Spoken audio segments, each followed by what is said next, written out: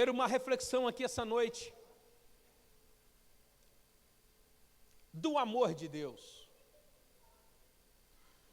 Será que nós temos entendido o que é o amor de Deus por nós?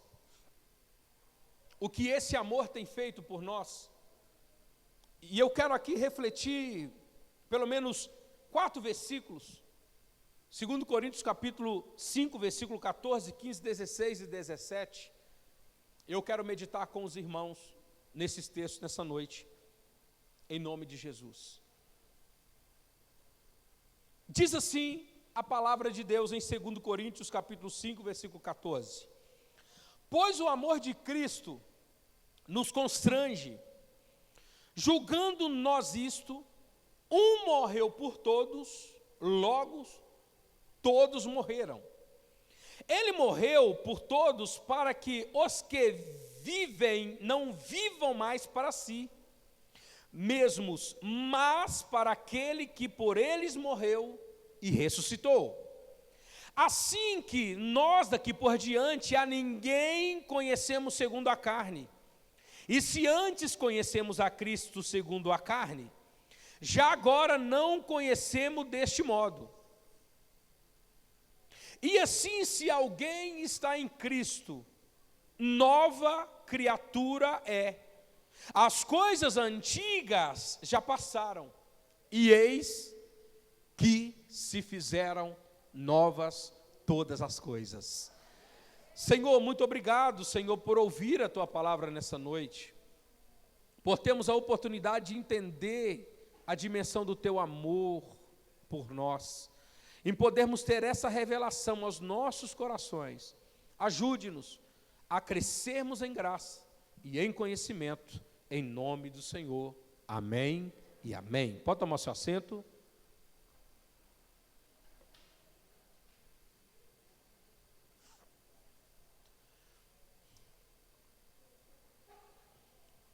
Não tem som não, de retorno não.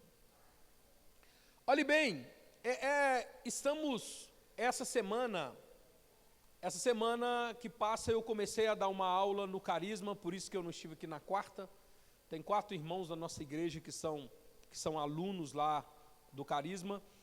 E eu comecei uma matéria com eles que se chama Justiça de Deus. E trabalhando com eles essa matéria, conversando um pouco, aprendendo um pouco na Bíblia, nós começamos a entender que a justiça de Deus, ela é a exigência de Deus, que um pecado, que uma dívida fosse paga. A justiça de Deus é o meio em que Deus cobra o homem uma dívida que precisa ser paga. Uma dívida que foi deixada por Adão. Uma dívida que foi deixada pelo seu pecado. Uma dívida que, segundo a Bíblia, que quando Adão peca, capítulo 5 de Romanos, diz que quando Adão peca, todos pecaram.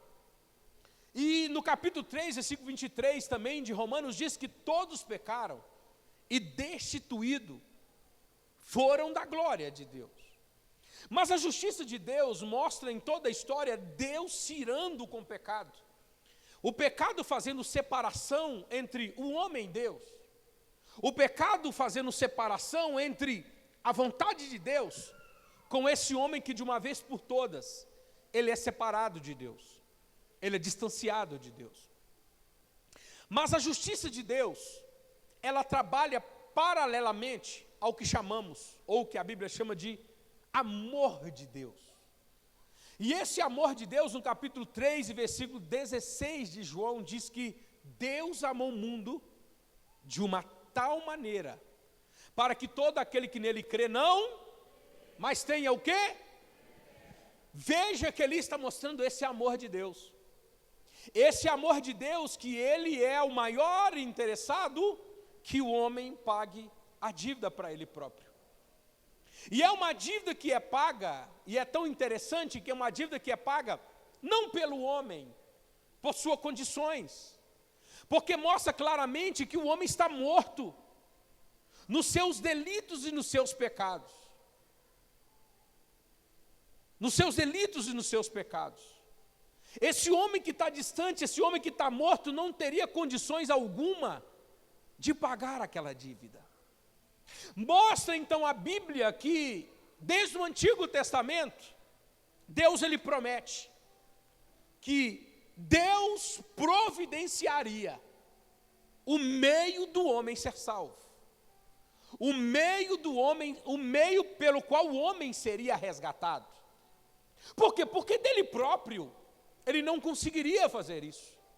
Você começa a ver na Bíblia que todos os anos os homens tinham que ir expiar os seus pecados, que os homens iam levar o sacrifício, para que através de um animal sem falha, sem ruga, sem mancha, sem defeito, ele expiasse o seu pecado.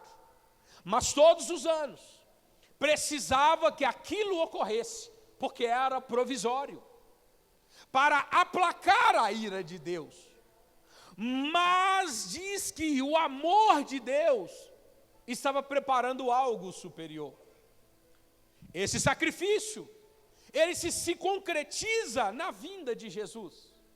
Jesus, ele é identificado e apontado, e nós cremos que ele é o Cordeiro de Deus que tira o pecado do mundo. Jesus, de uma vez por todas, ele paga uma dívida que estava sobre você, estava sobre mim, e por causa de Jesus nós somos livres do pecado.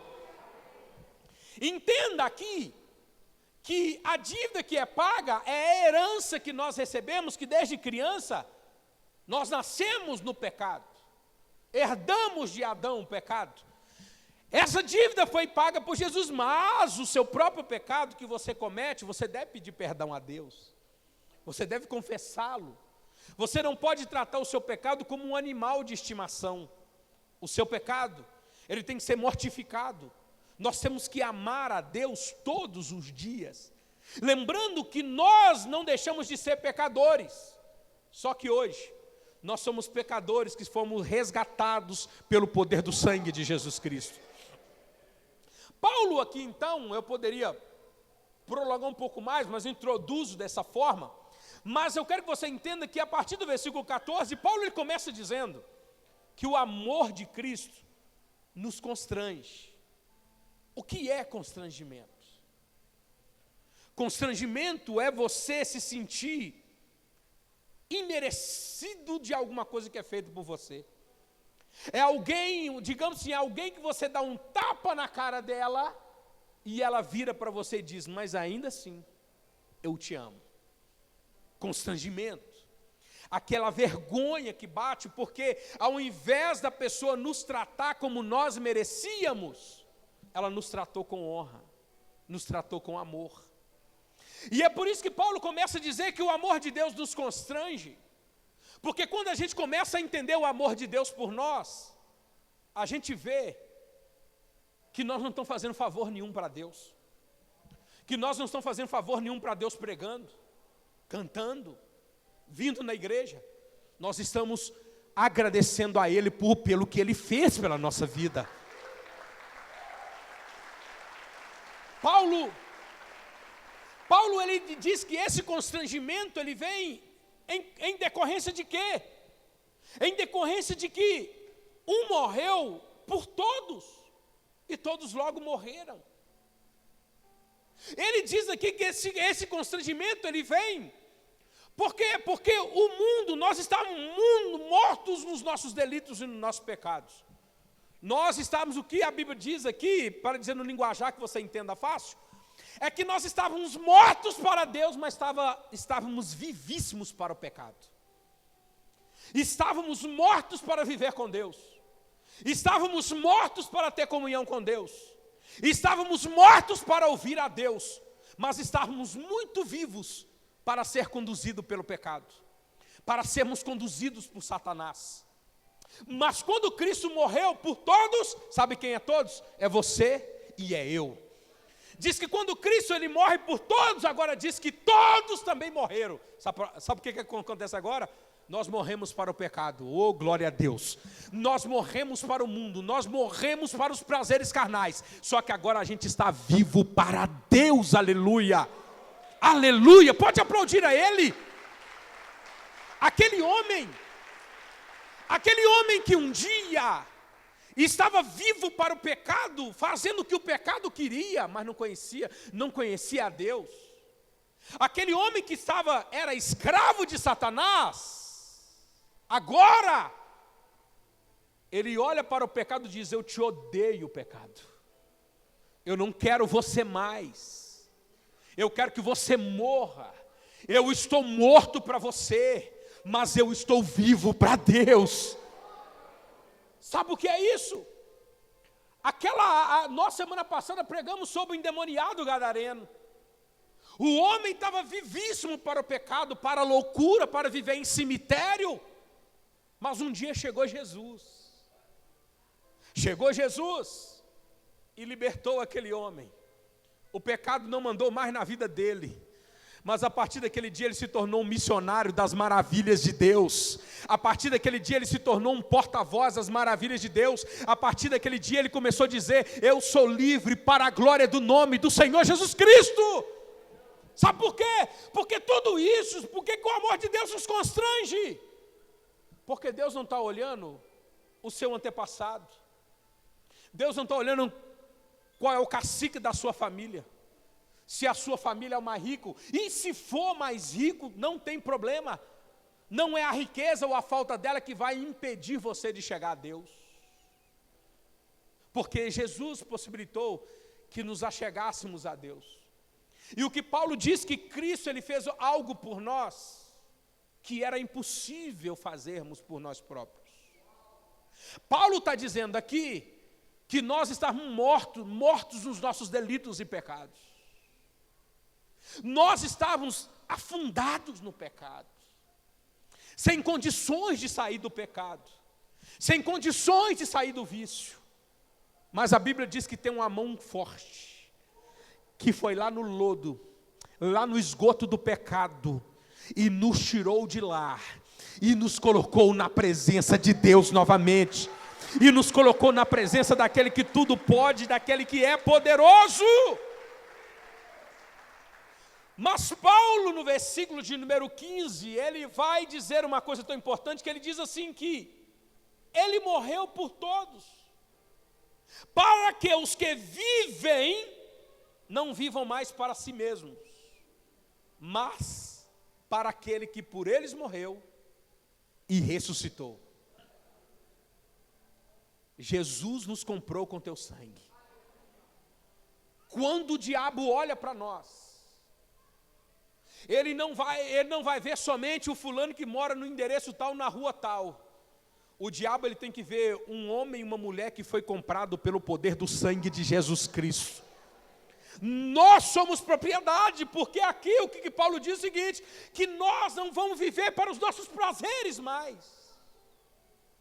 que nós não vamos viver para os nossos desejos carnais mais, que nós não vamos estar envergonhando a esposa, envergonhando o marido, envergonhando os filhos, envergonhando os pais, mas nós estaremos honrando a eles, porque nós somos tirados da morte para a vida.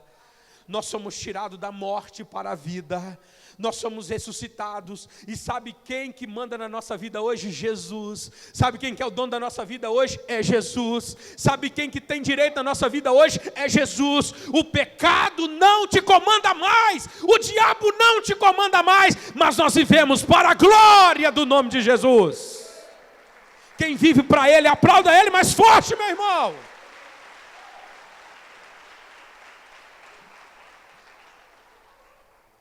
E isso aqui é tão profundo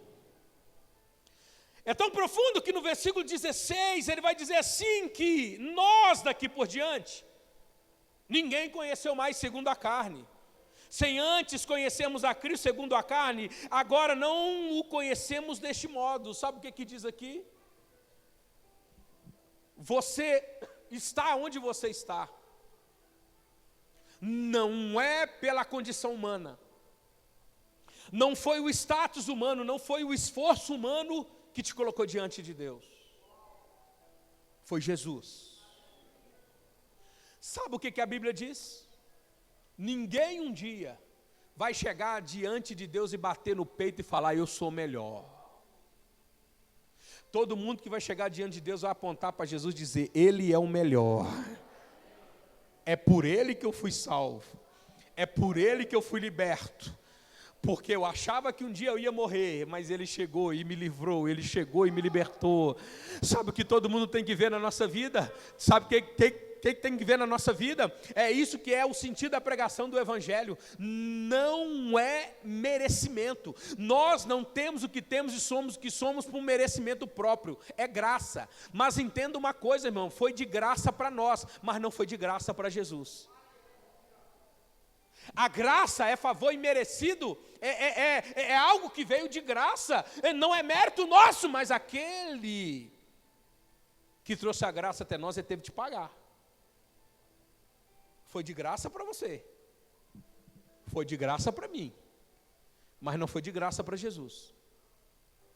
E é engraçado que a dívida que Jesus paga, não era dele, era nossa. Mas Ele pagou, Ele nos libertou. E sabe o que cabe a nós dizer? Muito obrigado, Jesus. Muito obrigado, Jesus. Se você é crente aqui essa noite, você pode dizer por um momento, muito obrigado, Jesus.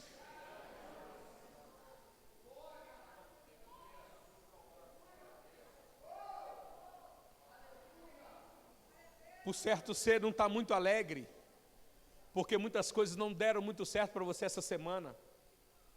Algumas coisas deram meio errado. Mas você pode dizer mais uma vez, muito obrigado, Jesus. Porque Ele nos deu a vida eterna. Aleluia. Muito obrigado. Quando lhe faltar alguma palavra para agradecer alguma coisa boa que está acontecendo, ajoelhe e diga para Ele, muito obrigado pela minha salvação.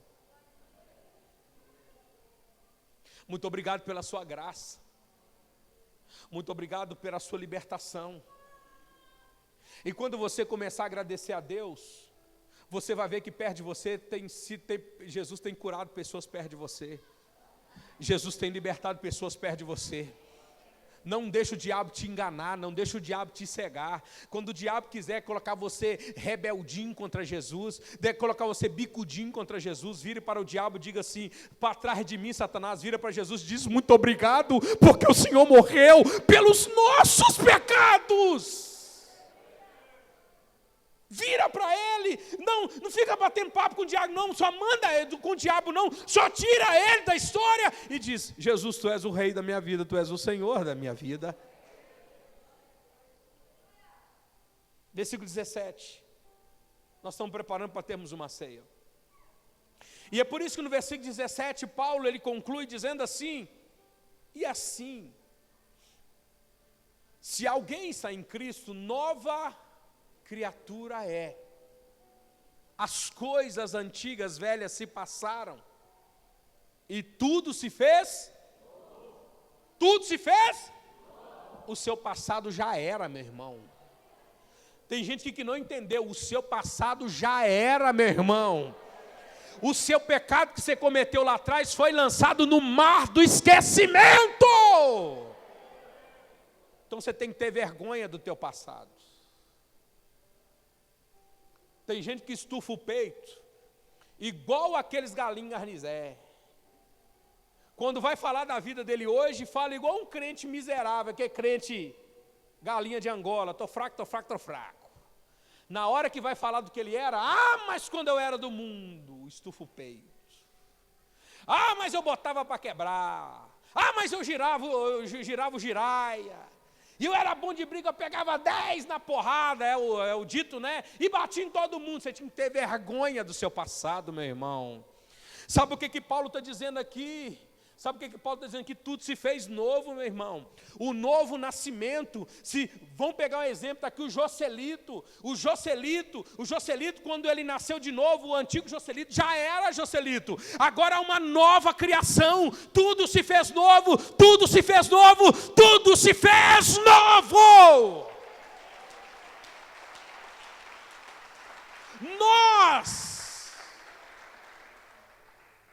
Eu não estou falando que você não pode contar o seu testemunho, amém? Só que tem uma coisa que não bate na minha cabeça. Ele é ex-gay, ex-traficantes, não bate na minha cabeça. Porque Deus não te vê alguém que é um ex. Deus te vê alguém como novo. Você nasceu de novo. Você nasceu de novo. É por isso que o diabo não pode chegar diante de Deus e começar a te acusar do seu passado. Sabe por quê? Porque você nasceu de novo. Você nasceu de novo. É a mesma coisa de alguém chegar lá e querer pegar a sua ficha, igual diz a história que Martinho Lutero, meu irmão, quando na Reforma Protestante, Martinho Lutero teve uma visão que na visão Satanás, meu irmão, chegava na visão em Martinho Lutero e começava assim: Martinho Lutero, é você que está falando aí que Deus vai te usar? É você que está falando que Deus vai fazer alguma coisa através de você? Martinho Lutero diz que o diabo na visão, ele abria um arquivo, uma ficha enorme e começou a dizer para Lutero: olha o tanto de pecado que você tem, olha o tamanho da sua ficha dos seus pecados. Martinho Lutero vira para Satanás na visão e diz: o sangue de Jesus me purifica de todo o pecado, o sangue de Jesus me purifica de todo o pecado.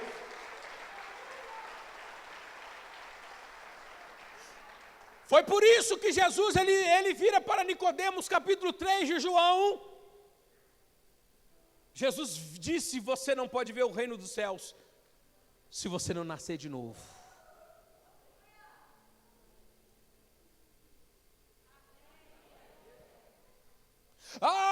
Nossa, o irmão ali pregava tão bem. E veio a luta, o irmão desviou da igreja. Quem é nascido de novo, luta não desvia crente.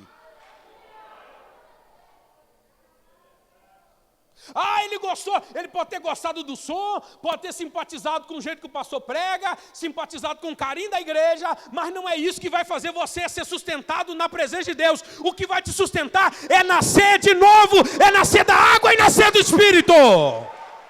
É isso que vai fazer você. Porque quando o crente nasce de novo, pode acontecer o que for, meu irmão, a vida dele com Deus não está em negociação.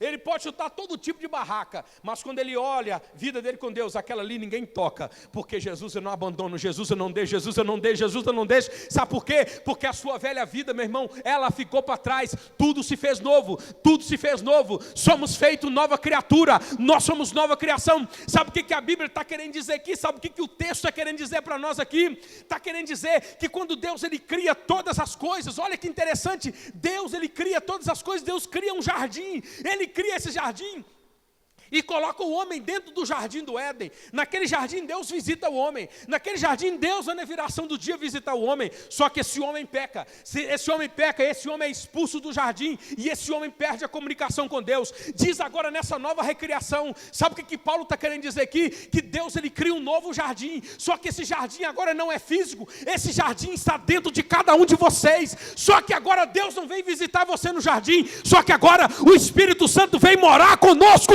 ele vem habitar dentro de nós, aleluia. Tem um Espírito Santo aí, meu irmão? Somos feito nova criatura. E é isso que nós devemos entender, o que é ser nova criatura. Nova criação de Deus. O passado ficou para lá. O que conta agora é a minha vida com Cristo. Não abra mão, meu irmão, escute o que eu te digo aqui. Não abra mão da sua vida com Deus por nada nesse mundo. Que perca $1 milhão se for possível. Se for oferecido, pode negar. Porque quando você morrer, você não vai levar nada e nem a vida eterna. Pode negar, porque tem uma vida eterna te esperando em Deus. Uma vida eterna te esperando em Deus. Aleluia. Aquele que está em Cristo é uma nova criação. É por isso que o amor de Deus nos constrange. Porque a gente começa a entender. O que eu fiz para merecer isso? Nada. O que eu fiz para Deus olhar para mim? Nada. Jesus fez tudo. Mas Ele nos buscou para que nós declarássemos que nós não somos propriedade do mundo mais.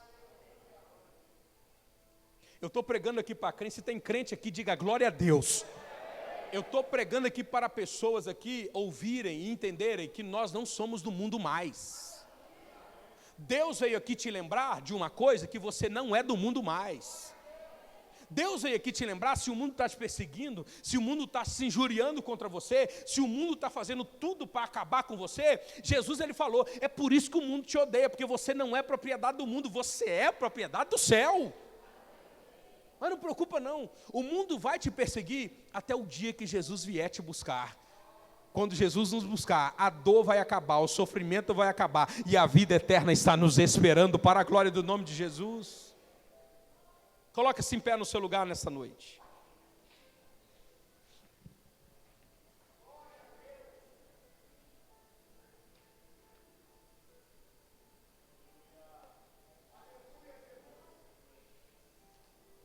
Eu quero que você agora, por um momento, nós vamos ceiar ao Senhor agora.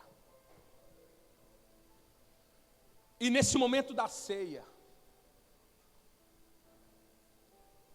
hoje os nossos irmãos que batizaram hoje eles irão participar da primeira, na verdade, acho que eles só participaram pela manhã, mas vai ser a primeira ceia com essa igreja deles hoje. Mas nós estamos certos que o dia que nós não pudermos cear mais junto com os irmãos, há uma ceia que nos espera na eternidade. As bodas do Cordeiro. E neste momento, no momento dessa ceia, é um momento de reflexão. A Bíblia diz que examine-se o homem a si mesmo.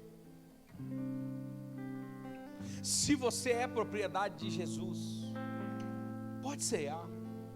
Se você é de uma outra igreja e está nos visitando aqui hoje, ceia conosco, porque a ceia é por causa de Jesus, não é por causa da Batista da Lagoinha. Mas você deve entender uma coisa: eu devo me levantar para viver para Deus. E neste momento eu quero, enquanto nossa equipe vai cantando, você pegue o pão e o cálice e se assente. Depois juntos nós nos levantaremos para juntos participarmos da ceia do Senhor.